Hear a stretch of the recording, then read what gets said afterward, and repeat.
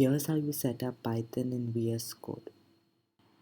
Start off by downloading the latest version of Python from python.org/downloads, selecting your system specifications. After downloading, read the terms and conditions, etc., and follow all the instructions. This is a fairly simple process, and I won't be getting into the details. Next, head over to code.visualstudio.com and click the blue download button. I downloaded it on a Mac, but for you it may be Windows or Linux, depending on your OS. Choose your operating system and download.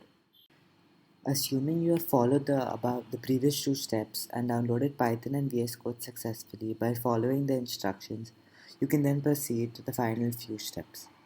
In order to use the run button, as you can see in my editor, we have to add the Python extension. So we go to the extensions tab and search for Python and download the one which is by Microsoft. We can then write a line of Python code and run the code to check whether it's working.